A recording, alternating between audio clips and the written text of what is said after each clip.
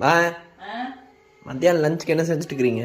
மத்தியானத்துக்கு chicken 65 chicken pepper chicken செஞ்சுட்டு இருக்கிறேன். பெப்பர் சிக்கன் தாளிச்சு விட்டுருக்கிறேன்.